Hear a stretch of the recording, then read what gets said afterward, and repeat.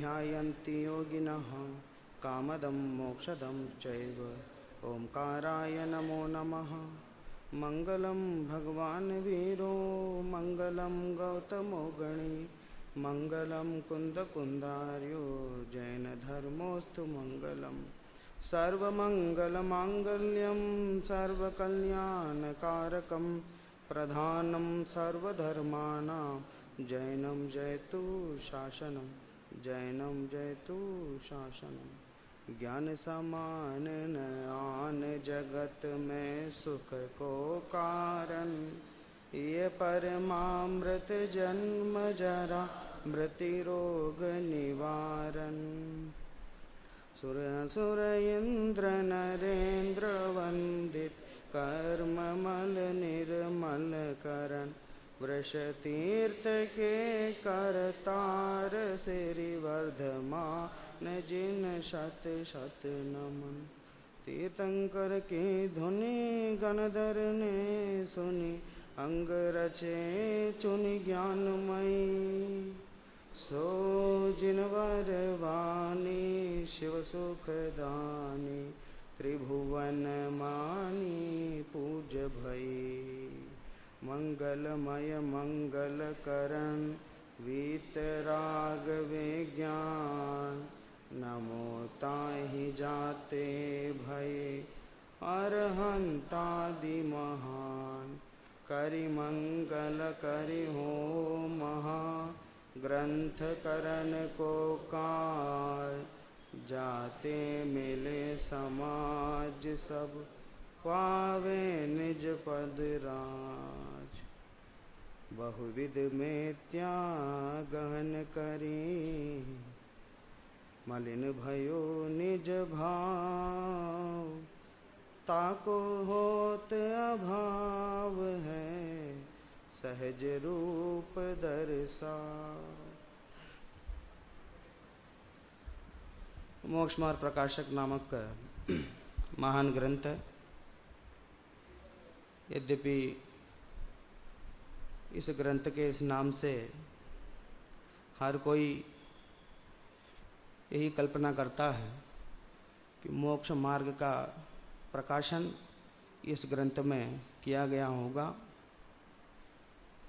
वास्तविकता में देखें, मोक्ष मार्ग का आरंभ जब उन्होंने किया टोडरमल जी ने, वो आरंभ भी 9वें अधिकार में कुछ चर्चा हो पाई है। मोक्ष मार्ग की चर्चा, मूल चर्चा जहाँ से प्रारंभ की, वहीं ग्रंथ पूरा हो गया, अपूर्ण रह गया जैसे भी कहें। तो नाम तो जो टोडरमल जी पूर्ण ग्रंथ के हिसाब से नाम उन्होंने रखा, लेकिन जितने अंश हमारे पास उपलब्ध है इसमें मोक्ष मार्ग का वर्णन नहीं है। मोक्ष मार्ग के मार्ग का वर्णन है। उस मोक्ष मार्ग तक कैसे पहुँचें, उस मोक्ष मार्ग की प्राप्ति किस प्रकार होवे, इसका वर्णन इन 8 अधिकारों में 9वें अधिकार के प्रारंभ में भी आचार्य कल्प पंडित टोडरमल जी ने किया है। इसे बात समझ में आती है कि मोक्ष मार्ग सम्यक दर्शन ज्ञान चारित्र से मोक्ष मार्ग होगा, मोक्ष मार्ग की प्राप्ति होगी, ये बात तो ठीक है। लेकिन वो सम्यक दर्शन ज्ञान चारित्र तक हम कैसे पहुँचें, सबसे बड़ा सवाल तो यही है कि वहाँ तक पहुँचने में जो गलतियाँ हो रही है उसे कौन बताए। तो वह काम टोडरमल जी ने किया है। शुद्ध मोक्ष मार्ग की चर्चा करना, समझना, प्राप्त करना, कि मोक्ष प्राप्त करने का एकमात्र उपाय वही है। लेकिन वहाँ तक जाएं कैसे, सम्यक दर्शन तक कैसे जाएं। एक जो अपने से 5-10 किलोमीटर दूर हो, कोई रेलवे स्टेशन, वहाँ से अपने घर जाना हो, घर जाने के लिए तो गाड़ी वहाँ से मिलती है, ये वहाँ तक कैसे जाएं, ये भी बहुत महत्वपूर्ण है। कि भले ही ज़्यादा कोई खर्चा इसमें नहीं है, ज़्यादा कोई सफ़र का समय नहीं है, ऐसा होने पर भी उसकी अनिवार्यता है। कि उसकी अनिवार्यता क्यों है कि आप वहाँ तक नहीं पहुँचेंगे तो आगे के सफ़र नहीं हो सकेगा, आगे की यात्रा नहीं हो पाएगी। इसलिए मोक्ष मार्ग से पूर्व जो मोक्ष मार्ग की खोज है, मोक्ष मार्ग प्ररूपण, मोक्ष मार्ग श्रद्धान का जो कार्य है वह मोक्ष मार्ग जितना ही अनिवार्य है। और वही कार्य टोडरमल जी ने मोक्ष मार्ग प्रकाशक में किया है। मोक्ष मार्ग के बारे में प्रकाश डाल करके उतना ही कार्य किया है जितना मोक्ष मार्ग के लिए करना चाहिए। अब 5वें अधिकार की बात अपनी चल रही है विगत दिनों से। अब टोडरमल जी, उनको मृत्यु की सजा मिली, उनने प्राण गंवा दिए। अब ये इनके 8 अधिकारों में से हम सारे अधिकारों को देखें तो किसी भी अधिकार में हमें ऐसा लगता नहीं है जिसके कारण उन्हें मृत्यु की सजा मिली हो। कि बाकी सब जगह या तो कर्मों का वर्णन किया है, जैन शास्त्रों के अनुसार जहाँ मिथ्यात्व का वर्णन जैसा मिला है वैसे ही वर्णन उन्होंने किया है। कर्मों से किस प्रकार यह जीव दुखी होता है, इस प्रकार की चर्चा की है।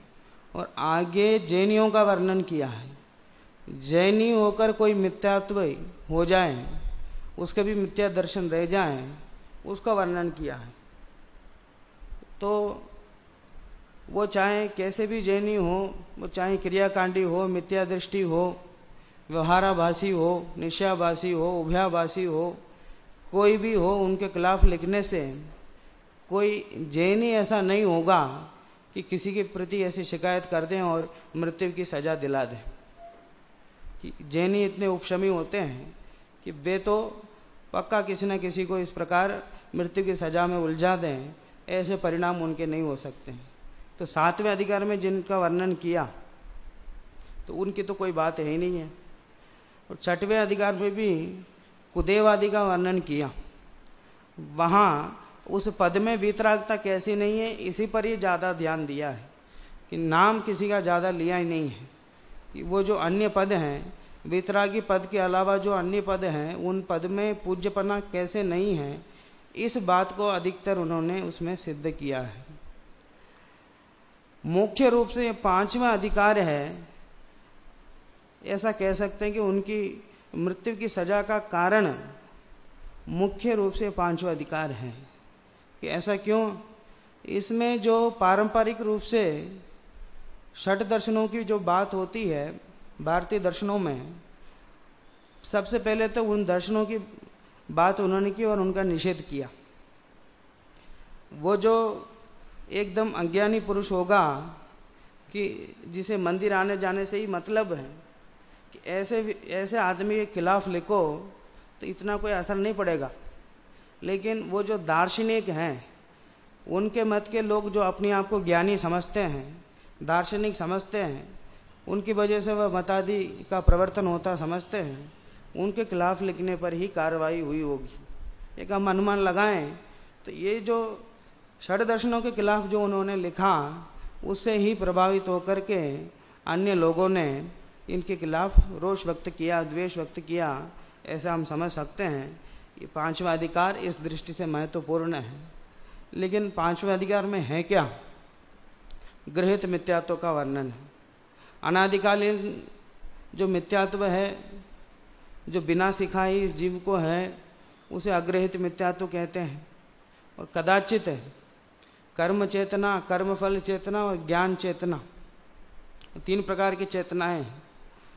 वहाँ कर्मफल चेतना की बात नहीं है, ज्ञान चेतना की भी बात नहीं है। ज्ञान चेतना में तो सम्यक दृष्टि आ जाएंगे, सम्यक दृष्टि लेकर सिद्ध तक सब आ जाएंगे। और कर्मफल चेतना में एकेंद्रिय अधिक जो जीव हैं असंगी तक, वे तो कर्म उदय को भोगते ही हैं, उनसे ज़्यादा वे कुछ नहीं कर पाते हैं। कर्म चेतना में कर्म का उदय आता है और विवेक से निर्णय लेने की शक्ति हमारे पास होती है, विवेक से निर्णय करने का हमारे पास अवसर रहता है। ऐसा होने पर भी जो मिथ्यादृष्टि जीव हैं वो परद्रव्य में ही जाकर के लीन हो जाते हैं। यहाँ ऐसे जीवों की बात है कि जिनके पास सोचने का अवसर तो है, मनुष्य आदि की प्राप्ति तो हुई, संगी पंचेंद्रिय हुआ कि अपने मन से विचार कर सकता है। कि कपड़े लेने जाएं, सामान लेने जाएं, तो ये विचार कर सकता है कि ये सामान मेरे लिए उपयोगी है कि नहीं, ये कपड़ा मेरे लिए उपयोगी है कि नहीं है, ये मेरे पे जचेगा कि नहीं ये कपड़ा। ये 10 बार तो कम से कम लगा के देखते हैं ना एकदम कांच के सामने कि सही जम रहा कि नहीं, कौन क्या कहेगा। और ऐसे बराबर कपड़े किसी और के पास तो नहीं है मेरे क्लास में, फिर बराबर हो जाएंगे दोनों, इत्यादि बातों का हम विचार करते हैं ना। तो कोई भी नई चीज़ हमारे अंदर प्रवेश हो, विचार करके ग्रहण करते हैं।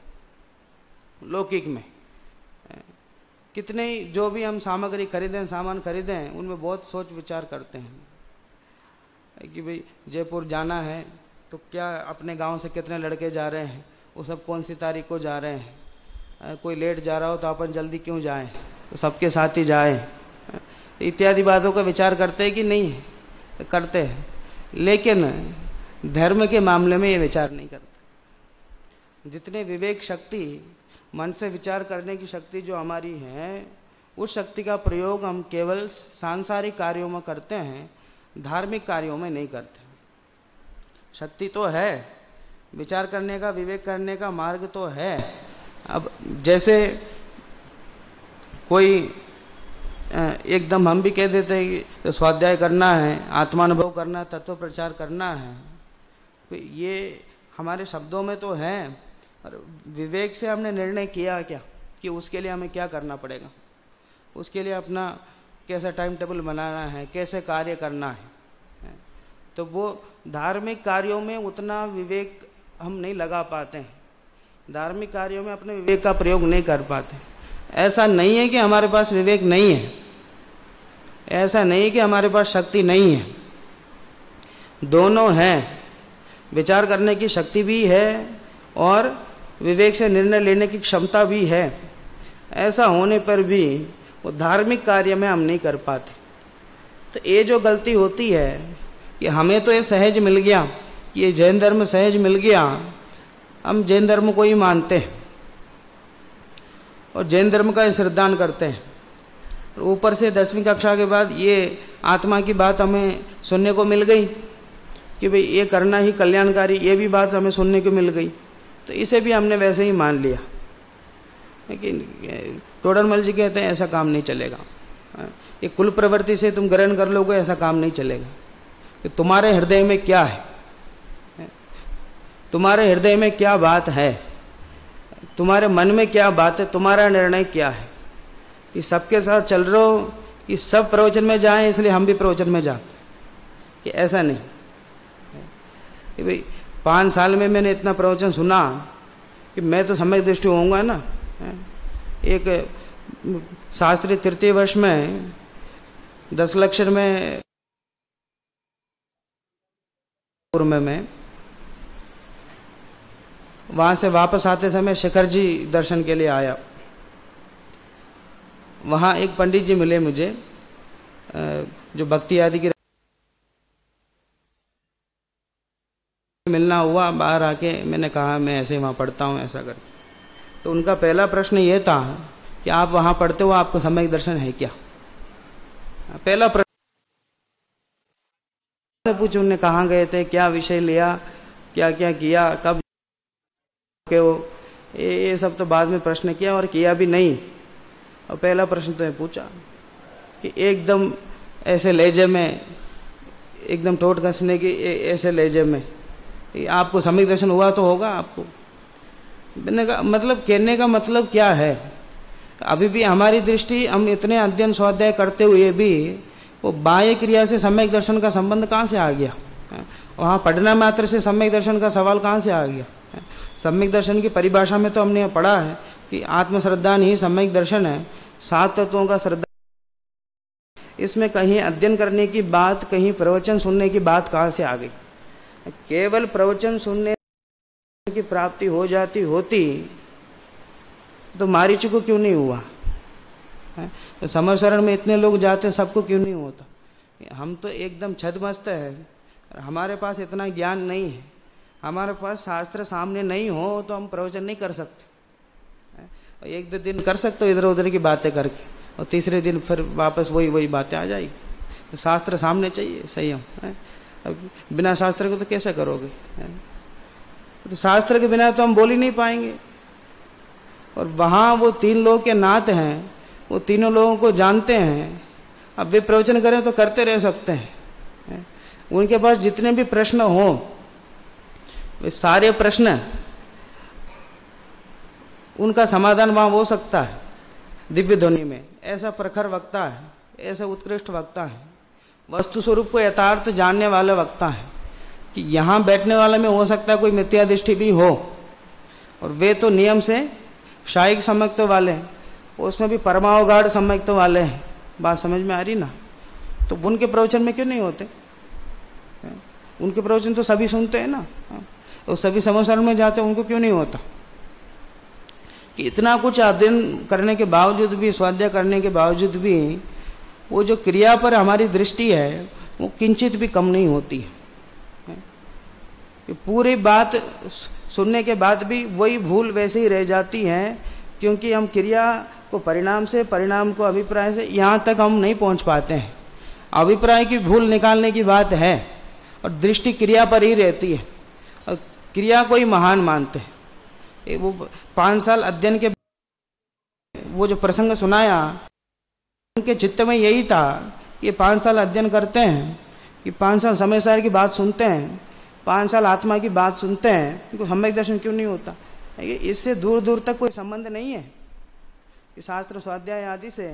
ये साक्षात, यद्यपि प्रवचन सार आदि में कहा है स्वाध्याय के माध्यम से प्रथम मोक्ष का उपाय है, उसके बाद आत्मानुभव से जब दर्शन मोह का नाश होगा तब तो ठीक है, कि उससे पहले स्वाध्याय आदि करना चाहिए, ये बात ठीक है। परंतु किसके लिए? कि जो प्रवृत्त करे, जो पुरुषार्थ करे, उसके लिए। जो पुरुषार्थ करके आगे बढ़ना चाहे उसके लिए शास्त्र कार्यकारी है। और बिना पुरुषार्थ के केवल शास्त्र सुनने से अपने आप को सम्यक दृष्टि होना मान लेना और सम्यक दृष्टि का, सम्यक दर्शन का उद्भव मान लेना, कि दोनों में भूल है। बात समझ में आ रही ना? कि शास्त्र पढ़ने की क्रिया अकेला आपकी नहीं है, कि शास्त्र पढ़ने में 2 लोगों का काम है। एक तो जो आपका शरीर है और एक आपकी आत्मा है, कि दोनों मिलकर के जो क्रिया वहां पर हुई, आपने मान लिया कि उसके माध्यम से सम्यक दर्शन होगा, तो ये कौन सी तत्व भूल है? कि दोनों को मिलने से जो क्रिया हुई, उसी क्रिया से आपने सम्यक दर्शन मान लिया, ये कौन से तत्व की भूल हुई वैभव? जीवाजीव तत्व की सामान्य भूल मानी जाती है ना, एकदम बहुत प्रारंभिक भूल, लेकिन ये भूल ही मिटती नहीं है। तो क्या करें? शास्त्र बंद कर दें, शास्त्र पढ़ना बंद कर दें, कि भैया जब भी वो सम्यक दर्शन होगा, पुरुषार्थ होगा, तो शास्त्र आदि निमित्त बनेंगे। देशनालब्धि को निमित्त कहा है, उस समय होगा, लेकिन उससे ही नहीं होगा। उस समय भी वेद ज्ञान ही उस समय कार्यकारी है, कि वो कार्य करते हुए भी हमें अंतरंग में जो बदलाव होना चाहिए, अभिप्राय में जो बदलाव होना चाहिए, वो परिवर्तन साथ ही साथ होता जाना चाहिए। कि केवल जो क्रिया पर परिवर्तन होता है वह सम्यक दर्शन तो दूर, पुण्य के लिए भी कोई कार्यकारी नहीं है। पुण्य के लिए वो जो सम्यक चारित्र का अन्यथा रूप है ना, उसमें पढ़ना, और इसमें अरहंत आदि के प्रयोजन की सिद्धि इसमें भी कहा है कि केवल बाह्य क्रिया पुण्य के लिए भी उतने कार्यकारी नहीं है। कदाचित शुभ बंद हो जाए तो हो जाए, बहुत कम है ऐसा। वो कोई साथी से पुण्य नहीं बनता है ऐसे है? कि कदाचित थोड़े बहुत स्वर्ग में जाने लायक कुछ पुण्य बंध जाए, इतना बंध जाए, इतना है। कि मेन बात जब तक अभिप्राय पर नजर नहीं जाती कि अपने अभिप्राय में क्या है, अभिप्राय की भूल नहीं मिटेगी, तब तक धर्म में परिवर्तन नहीं होगा। कि सारा दोष जो लगता है वो अभिप्राय का लगता है, क्रिया का किंचित और परिणाम का भी किंचित।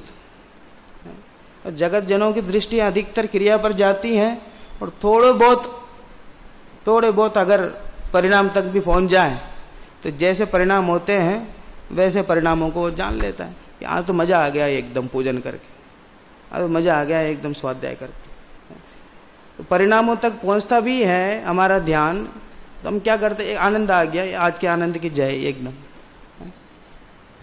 अब उसमें क्रिया तो दोनों के साथ में मिलकर हुई, पूजन आदि क्रिया स्वाध्याय आदि क्रिया तो साथ में मिलकर हुई, वो दोनों क्रिया को हमने एक मान लिया कि उससे आनंद आए।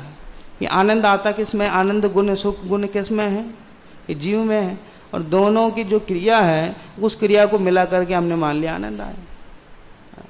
और कुछ तो ऐसे समझदार होते नहीं, हम तो कहते हैं ऐसा है, मानते तो ऐसे ही कि दोनों अलग अलग है, कि मानते हैं तो बहुत बढ़िया, ऐसे ही चाहिए मोक्ष मार्ग में, अभिप्राय में जो है वो मोक्ष मार्ग में है। फिर भी अधिक काल तक संसार में टिके तो समझना है कि ये तो केवल कहने की बात है। ज्ञानी की प्रवृत्ति ऐसी ही होती है कि अभिप्राय में तो बिल्कुल कि मैं हूं पर है, इस प्रकार अभिप्राय में निरंतर उसका रहता है और पूरा फल जो उसका लगता है वो अभिप्राय का लगता है। तो मैं ये बात आपको इसलिए कह रहा हूं कि ये जो सोचने समझने का मौका हमें मिला है ये मनुष्य भाव में ही संभव है। अपने बारे में अच्छे बुरे का हम विचार कर सकते हैं, नौकरी करने से पहले, पढ़ाई करने से पहले, सब चीज़ों से पहले विचार करते हैं कि अच्छे बुरे का क्या।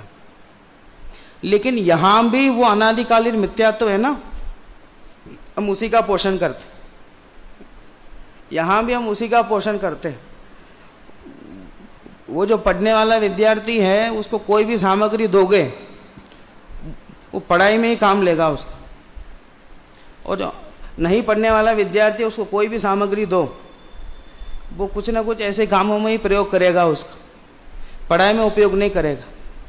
ये ऐसा टेबल सबको दे दें, ये तो टेबल तो पढ़ाई के काम आते हैं ना, जो पढ़ने वाला विद्यार्थी वही पढ़ाई करेगा उसमें, वो नहीं पढ़ने वाला विद्यार्थी अपना सामान जमा देगा पूरे टेबल में। एक और सामग्री मिल गई है हमारे लिए सामान रखने के लिए। उसकी जो प्रवृत्ति है वो बाहर वस्तु से कुछ लेना देना नहीं है। अभी तक तो जो अन्य मति के भगवान है उनको कर्ता धर्ता मानते आ रहा था, कदाचित ये जैन मत मिला, कि जैन भाव मिला, यहाँ अपने भगवान को कर्ता धर्ता मान लिया है। वो जो कर्ता धर्ता मानने की जो बुद्धि है वो मिटी नहीं है, वो केवल बहिरंग में जैन धर्म मिल गया। तो वहां तो उनको कर्ता धर्ता मानता था, यहाँ इनको कर्ता धर्ता मानता। यहाँ कर्म को, कि जैन धर्म में कर्म की बात है, कर्म करता धरता है, ऐसा वो करते तो बुद्धि मिटी नहीं है कि बहिरंग परिस्थिति बदलने पर भी वो जो जीव अनादि मिथ्या दृष्टि है वो उसी का ग्रहण करता, उसके जैसे संस्कार है वो वैसी बातों को ही ग्रहण करता है। और यहाँ अगृहित मिथ्यात्व के साथ साथ गृहित मिथ्यात्व को यहाँ थोड़ी बहुत सोचने समझने की शक्ति मिली, कि थोड़े बहुत ऐसे विचार करने की शक्ति मिली। उस विचार करने की शक्ति को कहाँ लगाता है? कि वापस वो जो गृहित मिथ्यात्व अनादिकाल से ग्रहण करता आया हुआ है उसी के पोषण में लगाता। वो कोई ना कोई कर्ता धर्ता चाहिए, कि बिना कर्ता धर्ता के इसके काम चलते नहीं है। कि जन्म कैसा होगा, मरण कैसा होगा, रोग आदि ठीक कैसे होंगे, और जगत की इतनी व्यवस्था है वो व्यवस्था कैसी चलेगी। ऐसा 200 लोग, 200 विद्यार्थी उनका ये विद्यालय है, कम से कम 3 वार्डन तो चाहिए संभालने वाले, ये सब देखने वाले तो चाहिए ना। और इतना बड़ा जगत है, इतना बड़े जगत को संभालने वाले तो चाहिए ना कोई एक है? कोई संभालने वाले नहीं तो कैसे चलेगा है? और तुम्हें 24 तारीख को आने को कहा और तुम 23 तारीख को आ गए, तो तुम्हारी भोजन की व्यवस्था कौन करेगा? कोई संभालने वाला होगा तो करेगा ना। ऐसे जगत में कोई संभालने वाला नहीं हो, कि जगत का कर्ता धर्ता कोई नहीं हो, तो फिर उनकी व्यवस्था कैसे चलेगी? ये सोच के अज्ञानी कि किसी न किसी को कर्ता धर्ता बना देता है, और कोई कर्ता धर्ता नहीं मिले तो कल्पना से कर्ता धर्ता बना देता है। कि कोई कर्ता धर्ता इसको सहज दिखे नहीं तो कल्पना से, अपनी कल्पना से बना लेता है कि ये ब्रह्मा है जो जगत की उत्पत्ति करते हैं, ये विष्णु है ये जगत की रक्षा करते हैं, और शिव है ये जगत का संहार करते हैं। ये कल्पना से ऐसे इत्यादि मतों को वो स्थापित कर देता है और उनको कर्ता धर्ता बना देता है कि साहब आप तो कुछ मत करना, आप तो मंच में बैठना, बस बाकी सारा काम मैं देख लूंगा। आप तो अध्यक्ष बन के बैठ जाना, बस मैं बाकी सारा काम देख लूंगा। भाई क्यों सारा काम तुझे देखना है, तुम अध्यक्ष नहीं बन सकते?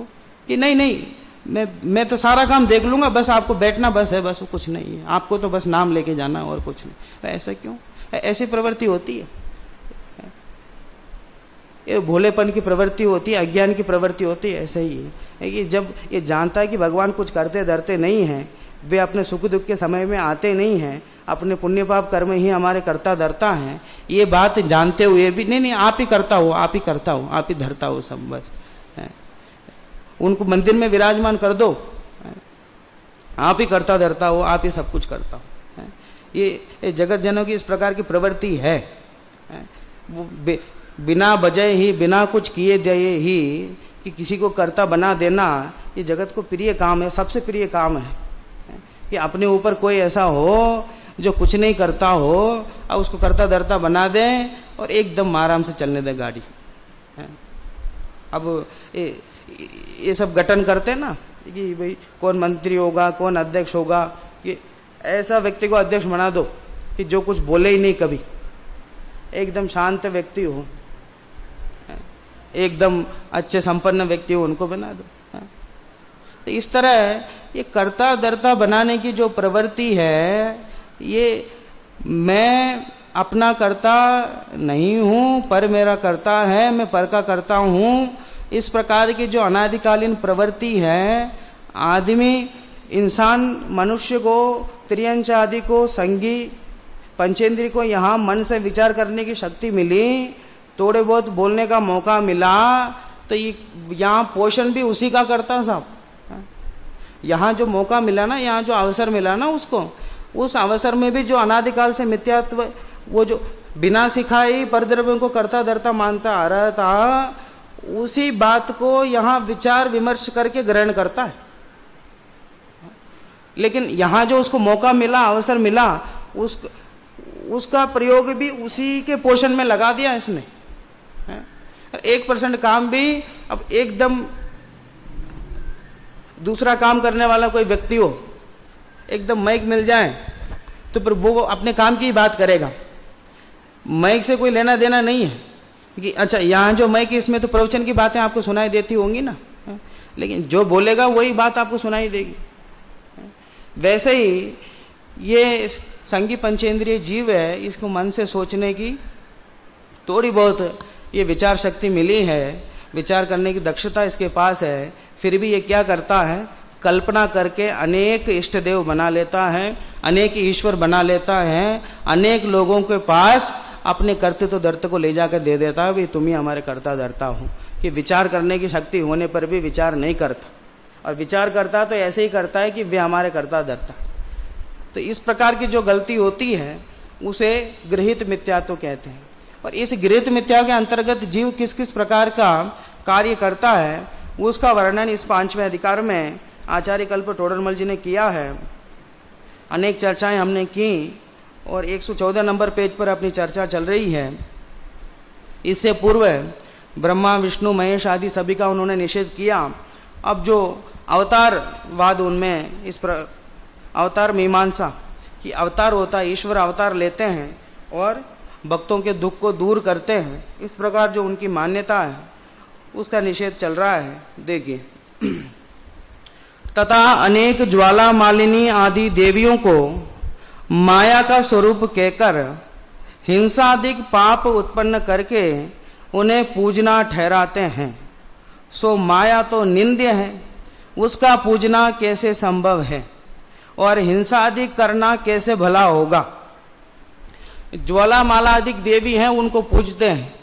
पूजने के पीछे 2 कारण हैं कि एक कारण तो ये है वे माया के स्वरूप है, और दूसरा कारण क्या है, वे हिंसा आदि करते हैं।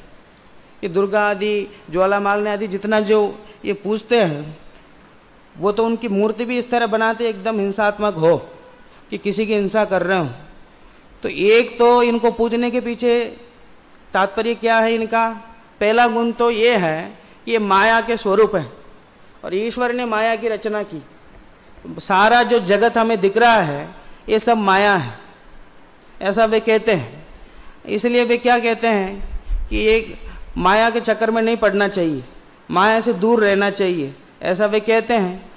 और ज्वाला मालिनी आदि हैं, वे माया के स्वरूप है, तो फिर उन्हें पूजने के लिए क्यों कहते हो। एक तरफ तो कहते हो कि माया के चक्कर में पड़ना नहीं, माया में फंसना नहीं, ऐसा बोलते हो, और दूसरे जो माया के स्वरूप है उन्हीं के पूजने की बात क्यों करते हो? और हिंसा आदि की बात है, वे करते क्या है? वे हिंसा करते हैं, तो हिंसा करना भला कैसा हुआ? पूजने के लिए कोई ये दो कारण बनाना कि ये माया के स्वरूप है और हिंसा आदि करते हैं, दोनों कारण से उन्हें पूजना बांधना कैसे संभव है? तथा गाय, सर्प आदि पशु अभक्ष्य भक्षणादि सहित उन्हें पूज्य कहते हैं। तथा गाय, सर्प आदि पशु हैं, अनेक ऐसे जानवर हैं जो भक्ष्य अभक्ष्य का ध्यान नहीं रखते, क्या खाते क्या पीते हैं। ये एकदम सर्प आदि हैं, शेर आदि हैं, ये कोई शाकाहारी थोड़ी है, एकदम मांसाहार का भक्षण करते हैं। अब उन्हें भगवान मान करके उन्हें पूछते हैं। मतलब मैं जो वो बात कह रहा था कि एकदम करता धरता, अपने करता धरता किसी ना किसी को बनाना है, तो कल्पना में जो मिले उसको भगवान बना दो। जानवरों को भगवान बना दो, गायों को भगवान बना दो, सर्प आदि को भगवान बना दो, पशु को भगवान बना दो, फिर उन्हें पूज्य कहते हैं। कि अग्नि, पवन, जलादि को देव ठहरा कर पूजते हैं। अग्नि है, पवन है, जलादिक है, उनको भी देव बना दिया। ये नदी आदि को पूजते हैं, फिर वो जो जल, उस जल में वो जो अस्थियां कर दें, विसर्जित कर दें, तो उससे स्वर्ग की प्राप्ति मानते हैं। कितनी इस प्रकार की मान्यता है। वृक्ष आदि को युक्ति बनाकर पूज्य कहते हैं, वृक्ष को भी पूजते हैं। और ऐसा नहीं कि उसके पीछे भी युक्ति बनाते हैं, कुछ ना कुछ इस प्रकार की युक्ति बना करके उनको भी पूजते हैं। बहुत क्या कहें, पुरुष लिंगी नाम सहित जो हों उनमें ब्रह्म की कल्पना करते हैं, और स्त्रीलिंगी नाम सहित हों उनमें माया की कल्पना करके अनेक वस्तुओं का पूजन ठहराते हैं। कि जो जो भी पुरुष लिंगी नाम से है उन सबको ऐसा समझते हैं कि ब्रह्म का ही अंश है, कि एक ब्रह्म है और उस ब्रह्म का ही सब अंश है और वे सब पूजनीय है, ऐसा समझ करके उन्हें ब्रह्म का अंश समझ करके पूजना ठहराते हैं। और जो भी स्त्रीलिंगी नाम है उन्हें माया का स्वरूप कहते हैं, उन्हें माया का स्वरूप उन्हें पूजना चाहिए ऐसा करके। उन्हें तो कोई ना कोई नया चाहिए। कि आज कोई कहते हैं कि मैं भगवान हूं, तो वे तो एकदम खुशी में आ जाएंगे, हमें नया भगवान मिल गया, बहुत बढ़िया। उनको तो नए नए नाम जोड़ने में आनंद आता ना। कि आदमी नहीं मिले तो वे पत्थरों को, वृक्ष आदि को, जल आदि को उनको भगवान बना देते हैं। वे भगवान की कमी कहां उनके पास? वहां भक्तों की कमी, भगवान तो बहुत है, तो नए नए भगवान चाहिए। कोई ना कोई वस्तु को वे भगवान बना लेते हैं, करते तो बुद्धि है। इनके पूजने से क्या होगा सो कुछ विचार नहीं। कि इनके पूजने से होगा क्या, ये पूछो तो किसी को पता नहीं है। ये तो परंपरा आदि से जो काम करते आ रहे हैं, परंपरा से जिनको पूजते हुए आ रहे हैं, उनको पूजे जा रहे हैं। कि पूजने से होगा क्या? पत्थर को पूजने से क्या होगा? वृक्ष को पूजने से क्या होगा? सर्प को पूजने से क्या होगा? गाय को पूजने से क्या होगा? ये सब ये तो नहीं पता, लेकिन ये भगवान है, ये माया के स्वरूप हैं और ब्रह्म के स्वरूप हैं। अरे ब्रह्म के स्वरूप है तो पूजने तो होगा क्या? हम तो कहते हैं कि जिन दर्शन कर निज दर्शन पा। हमारे यहाँ तो ये है कि जो जिनेंद्र भगवान के दर्शन को द्रव्य गुण पर्याय से करता है, अपने आत्मा को भी द्रव्य गुण पर्याय से जानता, तो वो भी भगवान बन सकता है। हमारे यहाँ तो ये कारण है जिनेंद्र भगवान का दर्शन करने का, इसके अलावा कोई कारण नहीं है। और जो करते हैं वो सब इसी भाव से करते हैं क्या? अरे करते नहीं करते वो बात अलग है। कि सिद्धांत क्या है, अपने मत का सिद्धांत क्या है? कि सिद्धांत कुछ नहीं है, वे भगवान है, हम पूछते हैं कि ऐसा काम नहीं चलेगा। पूजने का कारण क्या है सो कुछ विचार नहीं। झूठे लौकिक प्रयोजन के कारण ठहरा कर जगत को भ्रमाते हैं। झूठे लौकिक प्रयोजन के कारण ठहराते हैं कि इससे भैया तुम्हारे बच्चे अच्छे हो जाएंगे, उनकी पढ़ाई हो जाएगी, तुम्हारा मकान बन जाएगा, कि ये काम हो जाएगा, ये काम हो जाएगा। ये जो लौकिक काम है इसको बता करके कि तुम्हारा नाम हो जाएगा और मान मर्यादा बढ़ जाएगी, इस तरह झूठे हैं। ऐसे लौकिक प्रयोजन के कारण ठहरा कर उन जगत को भ्रमाते हैं कि इससे काम हो जाएगा। तथा वे कहते हैं विधाता शरीर को गढ़ता है और यम मारता है मरते समय यम के दूत लेने आते हैं। मरने के पश्चात मार्ग में बहुत काल लगता है तथा वहां पुण्य पाप का लेखा करते हैं और वहां दंडाधिक देते हैं, सो यह कल्पित झूठी युक्ति है। अब वे क्या कहते हैं कि विधाता शरीर को गढ़ता है, विधाता जो है ब्रह्म है, वो शरीर की रचना करता है, ब्रह्मा शरीर की रचना करता है, जगत की रचना करता है, ऐसा मानते हैं। और यम है, यम को शिव का रूप मानते हैं, तो वे एक भगवान बनाने वाले, एक भगवान मारने वाले, तो ये तो बनाते हैं और ये मारते हैं। वो मारते भी कैसे कि मरते समय यम के दूत आते हैं, उनके जो सेवक हैं, उनके यहाँ जो नौकरी करने वाले हैं, उनकी कभी मृत्यु नहीं होती होगी। बात समझ में आ रही ना? वे भी जगत के ही सब प्राणी होंगे ना, लेकिन उनकी मृत्यु नहीं होगी। क्यों? उनकी नौकरी वहां लग गई यम के पास, तो फिर कहां से उनकी मृत्यु होगी? तो वे क्या करते हैं, वे अपने दूत को भेजते हैं कि भाई जाओ, इसका समय हो गया, इसको ले आओ, बहुत काल इसने जी लिया, जितना समय हमने दिया था उतना जी लिया, उसको ले आओ। पश्चात मार्ग में बहुत समय लगता है कि यहां से जब जाते ना ऊपर की तरफ, समय बहुत लगता है, वहां बहुत भीड़ लगती है। या तो साधारण कोई काम हो जावे तो बहुत भीड़ लगती है, वहां तो कितनी भीड़ लगती होगी। कहते हैं पश्चात मार्ग में समय बहुत लगता है तथा वहां पुण्य पाप का लेखा करते हैं, कि वहां पुण्य पाप लिखा हुआ रहता है कि किस आदमी ने क्या किया, क्या किया। चित्रगुप्त के पास, उनके पास सब लिखा हुआ रहता है कि किसने क्या काम किया, किसने कितने पुण्य किए, किसने कितने पाप किए, ये सब लिखा हुआ होगा। और कदाचित किसी के पेज गायब हो जाए तो उसको वापस भेजेंगे, तुम वापस जाके करो, हमने देख नहीं पाए, एक बार दोबारा देखेंगे, फिर दोबारा ले आएंगे। तो क्या कहते हैं कि वहां दंडाधिक देते हैं, सो एक कल्पित झूठी युक्ति है। इस प्रकार की जो बात है उसके लिए दो विशेषण देते हैं टोडरमल जी, एक तो कल्पित है, एक तो झूठी है। ऐसे युक्ति बनाना झूठी है। झूठी क्यों है कि ऐसी व्यवस्था कैसी हो सकती है कि इतने लोग मरते हैं एक साथ, इतने लोगों का जन्म होता है और इतनी सारी व्यवस्था युगपत करना इतना कोई आसान काम है? इसलिए झूठी है। और कल्पित है, ये बात तो इसको पढ़ने से ही पता चलता, इससे ही ये पता चल रहा है, ये एकदम कल्पित है। कोई दूत लेने आते हैं, लेके जाते हैं, बहुत काल तक गमन करना होता है, फिर पुण्य पाप का लेखा जोखा होता है। इसको पढ़ने एकदम ऐसा लगता है किसी ने एकदम कहानी लिख दी, मनगढ़ंत कहानी लिख दी और कह दिया कि ऐसा ही होता है। ये दो विशेषण उन्होंने दिया कि ये बात कल्पित भी है और झूठी भी है।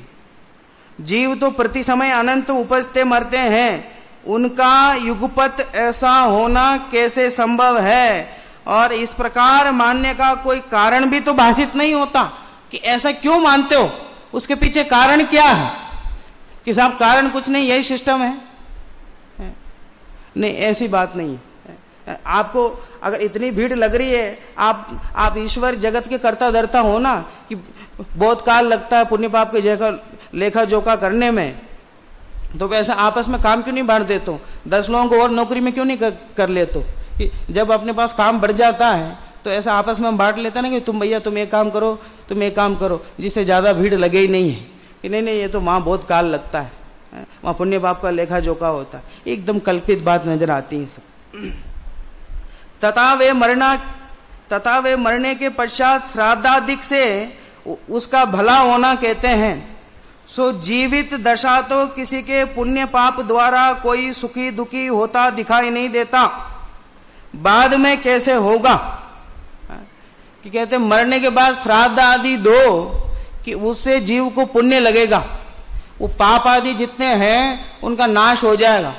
कि जीते जी तो अपना जो पुण्य पाप है उसे हम दूसरों को नहीं दे सकते। कहने को भले हम कहते हैं कि मेरी उम्र भी इसको लग जाए, कि एकदम प्रशंसनीय व्यक्ति हो, सम्मानीय व्यक्ति हो, कि तो मेरी उम्र भी लग जाए। कि बात जब वास्तव में वो आदमी मरने लगे कि कहिए कि चलो तुमने कहा था ना एक 10 साल की उम्र इसको दे दो, कि नहीं वो तो कहने की बात थी, फिर उसके बाद कोई नहीं देगा। तो केवल कहने की बात है ना, तो वे भी इनकी ये सब बातें कहने की बात है, केवल वास्तव में ऐसा है ही नहीं है। ऊपर तो क्या लिखा कि वहां यम के दूत आते हैं, लेके जाते हैं, वहां पुण्य पाप का लेखा जोखा होता है, ऐसा लिखा। और नीचे क्या लिख रहे हैं, वो श्राद्ध आदि देते हैं तो पुण्य पाप उनमें जुड़ जाता है। अब जिसके लेखा जोखा पहले से हो चुका, वहां पुण्य पाप का दंड मिल गए हैं, फिर बाद में श्राद्ध आदि देंगे तो वो कौन से हिसाब में जाएंगे? एकदम मार्च का महीना पूरा हो गया, उसके बाद जो हम कहें कि हिसाब रह गया, फिर उसको किस में जोड़ेंगे? ऊपर ले जाके लेखा जोखा हो गया, दंड दे दिया, नरक में भेज दिया, और नीचे ने श्राद्धादिक दिया, एकदम 1000 10,000 ब्राह्मणों का भोजन करा दिया, इतना पुण्य बांध लिया कि एक इतना पुण्य कर लिया एकदम स्वर्ग में जाए, और जिसको नरक में भेज दिया उसको उठा के लिया होगा वहां से स्वर्ग से।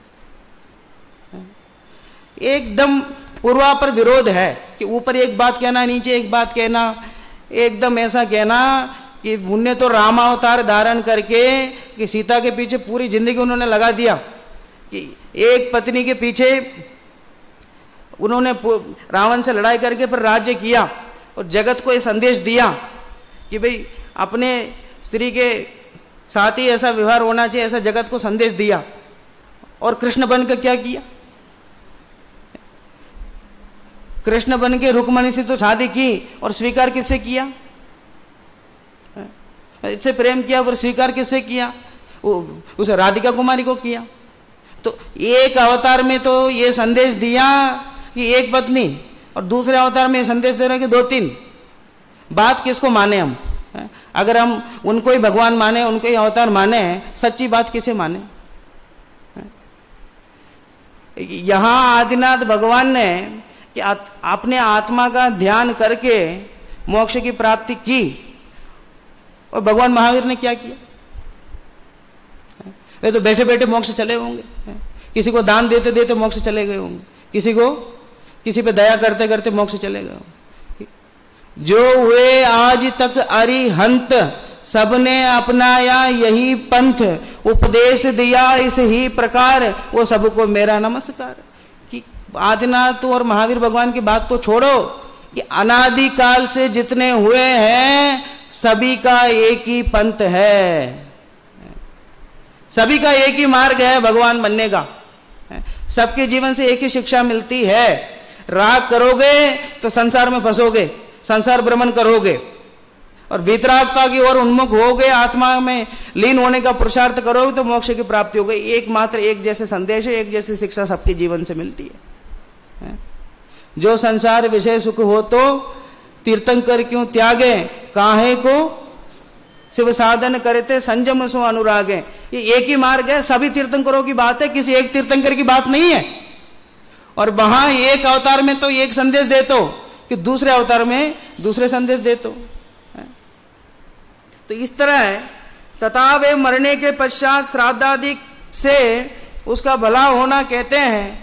सो जीवित दशा तो किसी के पुण्य पाप द्वारा कोई सुखी दुखी होता दिखाई नहीं देता, मरने के बाद कैसा होगा, यह युक्ति मनुष्यों को भ्रमित करके अपना लोभ साधने के अर्थ बनाई है। ये जो लाइन है ना, ऐसी लाइनों के कारण ही टोडरमल जी को बोलते हैं टोडरमल जी ने समाज को पढ़ा है। वे ऐसे पंडित नहीं थे कि अपने कमरे से बाहर आए, प्रवचन करके अपने कमरे में घुस गए, वापस जाके फिर एकदम अपना काम कर लिया, फिर वापस प्रवचन करने आए, वापस चले गए। ऐसा नहीं है, पूरी समाज की खबर थी उन्हें, पूरे समाज को पढ़ा था उन्होंने। ये लाइन क्या लिखी है, यह युक्ति मनुष्यों को भ्रमित करके अपना लोभ साधने के अर्थ बनाई है। वो जो श्राद्ध आदि करवाते हैं ना, वो उनको भी सब देना पड़ता है, उनकी भी दक्षिणा देनी पड़ती है, उनका सम्मान करना पड़ता है, उनको 2151 देना पड़ता है, फिर उनको भी भोजन कराना पड़ता है, 10-15 लोगों को उनको भोजन करवाना पड़ता है। उस समय हो सकता पैसों का व्यवहार नहीं हो तो उसको अनाज दो। वो जो ब्राह्मण करवाते हैं ना, वो सब अपना उपाय, अपना व्यापार बढ़ा रहे थे। वो तो अपना व्यापार बढ़ाने के लिए कह दिया उन्हें, तुम श्राद्ध दोगे तो तुम्हारे जो घर के बुजुर्ग मरे हैं वे सुखी हो जाएंगे और शांत हो जाएंगे, उनको पुण्य लग जाएगा। तो इनका व्यापार बढ़ गया कि अपना लोभ, यह युक्ति मनुष्यों को भ्रमित करके अपना लोभ साधने के अर्थ बनाई है। कि अपना लोभ है, अपने लोभ की पूर्ति के लिए उन्होंने ऐसे युक्ति बना दी कि भैया श्राद्ध अधिक दो, तो हमने मान ली। उसमें क्या है, सही क्या है, गलत क्या है, ऐसा होता भी है क्या, ऐसा कभी विचार नहीं किया। कीड़ी पतंगा सिंगादिक जीव भी तो उपजते मरजते हैं, उनको तो प्रलय के जीव ठहराते हैं, परंतु जिस प्रकार मनुष्य आदि के जन्म मरण होते देखे जाते हैं उसी प्रकार उनके होते देखे जाते हैं। झूठी कल्पना करने से क्या सिद्धि है? वेदांत दर्शन में, हिंदू दर्शन में 4 प्रकार के, उनके धर्म में 4 प्रकार के प्रलय माने गए। एक तो नित्य प्रलय, एक आत्यांतिक प्रलय, एक नैसर्गिक प्रलय और एक प्रकृति प्रलय। उनके धर्म में जो माना गया उसकी बात कर रहा हूं। नित्य प्रलय में क्या होता है? ये जो कीड़े जानवर आदि है ना, ये मरते जन्मते रहते हैं, इनको नित्य प्रलय बोलते हैं। और एक आत्यांतिक प्रलय होता है। आत्यांतिक प्रलय में क्या होता है? आत्यांतिक प्रलय में कि जब कोई योगी योग के माध्यम से कि ब्रह्म में लीन हो जाए, कि ब्रह्म माने कौन? अपना आत्मा नहीं, वो ब्रह्म जिसने जगत की रचना की।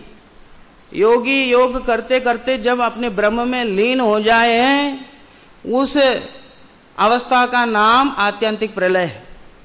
प्रलय हुआ ना, नाश हुआ, तो उसमें कीड़े जो पतंगा आदि हैं उनका नाश हुआ, उनको नित्य प्रलय में डाल दिया।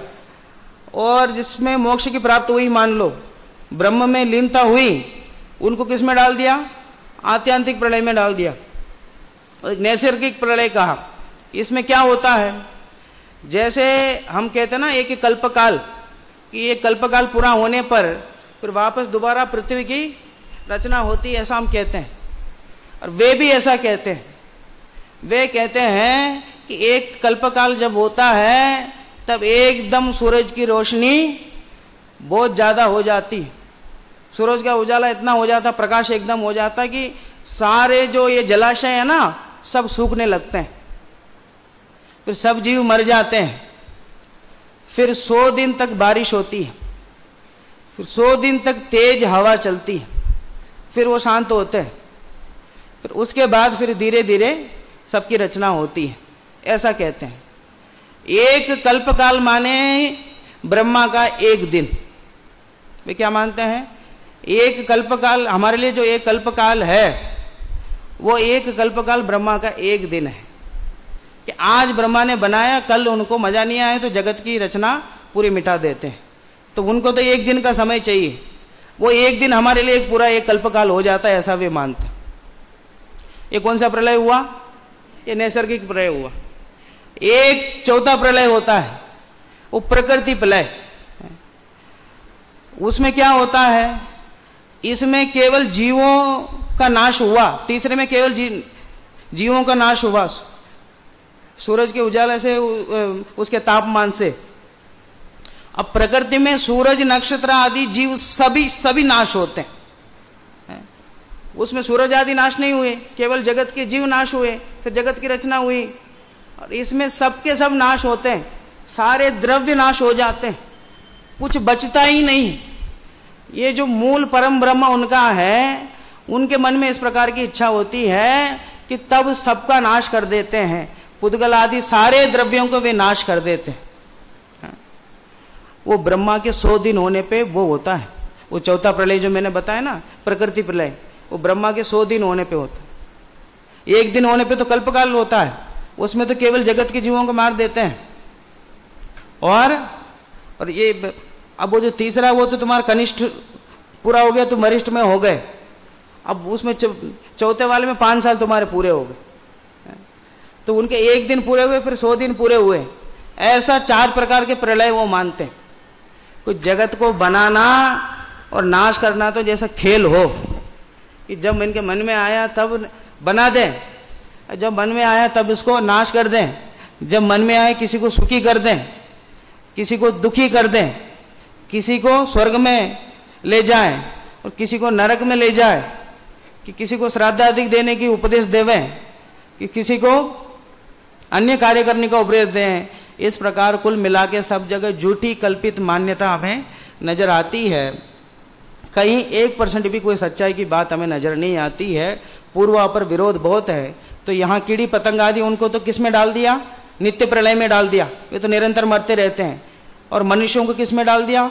मनुष्यों को डाल दिया कि भैया वो यम के दूत आएंगे और लेके जाएंगे, फिर वहां ले जाके हिसाब किताब होगा पुण्य पाप का, उसमें डाल दिया। तो जैसे कीड़े पतंग आदि की मृत्यु होती है वैसे इनकी भी मृत्यु होती है। तो एक के लिए तो एक अलग नियम बना दिया, नित्य प्रलय में डाल दिया, और एक के लिए इनको यम की ड्यूटी दे दी। ऐसे दोनों बातों में करने से क्या फर्क?